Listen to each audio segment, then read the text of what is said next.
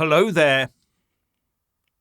What took Rishi Sunak so long before he was forced to ditch his party chairman Nadhim Zahawi?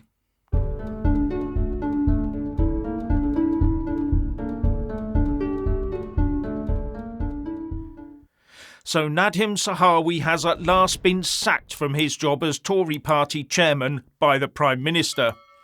But the delay will not have enhanced Rishi Sunak's standing or improved the Tory party electoral chances, especially as the PM's ethics advisor Sir Laurie Magnus decided Zahawi had committed a serious breach of the ministerial code over his tax affairs, something that has been apparent to most people for quite some time.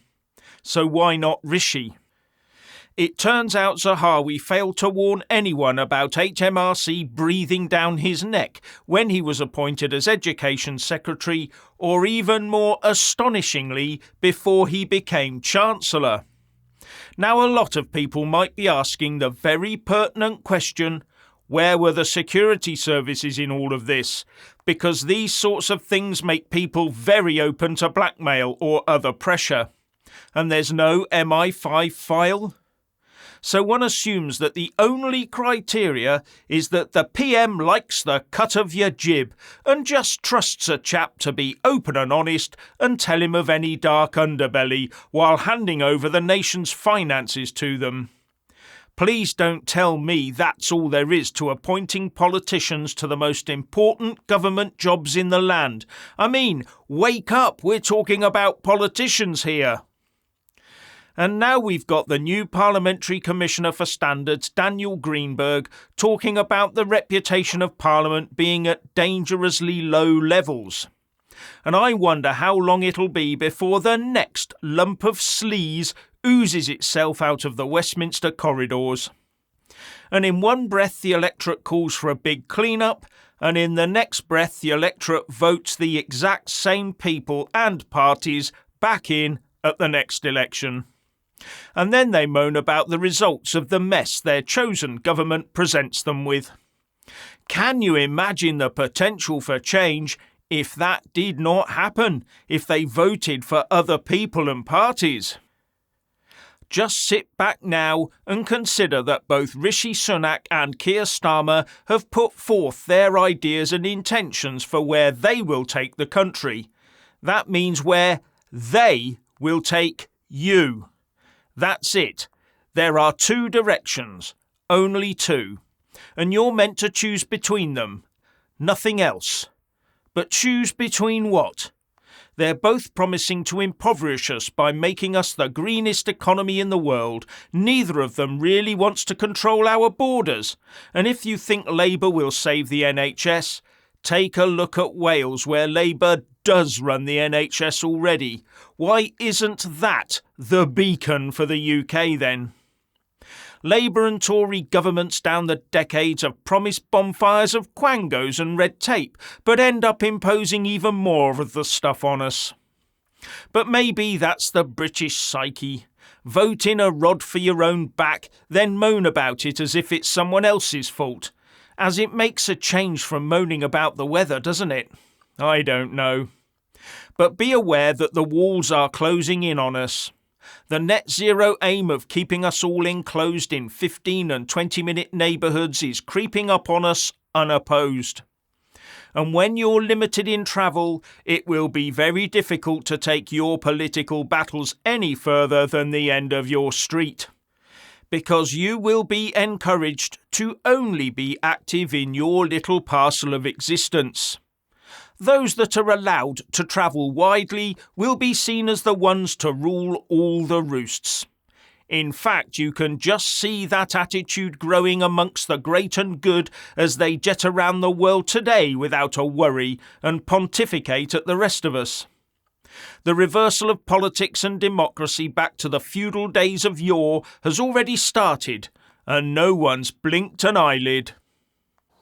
We all know that the Treasury is investigating putting in place a central bank digital currency, a digital-only currency, no notes and coins. It's a sort of Bitcoin. In fact, it's being dubbed as the Britcoin. Now, it's gone to the next level because what they're doing is looking for someone to head it up. There's a Treasury advert for someone to become the head of the central bank digital currency. Now, what does this all mean? Well, basically it means that in future there could well be a time when you won't be able to use notes and coins to buy anything. You will use digital currency only. Only digital. That means you can't just pop next door and buy something off of them, their second-hand chair or something, without it going through the central bank system. And also, on top of that, it's going to be controllable. That means they can decide to switch it off for various people, or even strangle their use of money. And why would they do that? Well, of course, it's all about the Russian oligarchs, isn't it?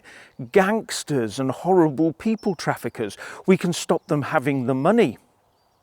But it goes further than that. When you actually take it to its logical conclusion, you end up realizing that with artificial intelligence, they could actually target anybody at any time to take extra taxes, for example. Let's put it this way. You want to save the NHS. You want people to not eat so much meat. So what do? You put an instant tax on people who buy too much meat. Now, the butcher won't know anything about this. They'll just take the same amount of money, but your personal account will have an extra tax taken from it just because you ate too much meat that week. And they'll know because it's all digitized. And the same with beer. Can you imagine going into the pub? Your first pint costs were 3 or 4 quid, and the second one has 5p extra added to it.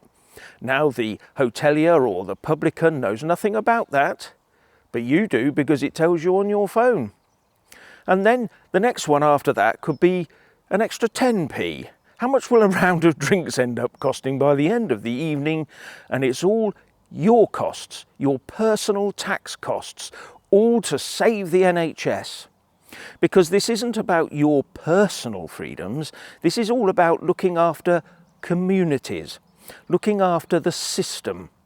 If you consume too much, it's bad for everyone else and bad for the system.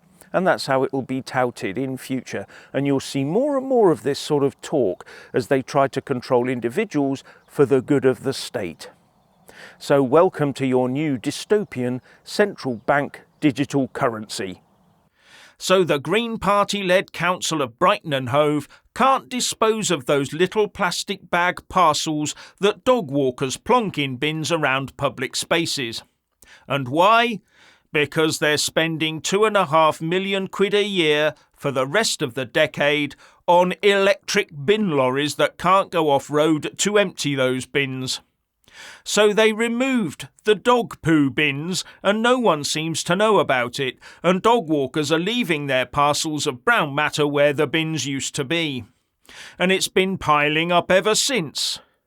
What a shower of and you can expect bucket loads more of this as net zero is forced further down our throats.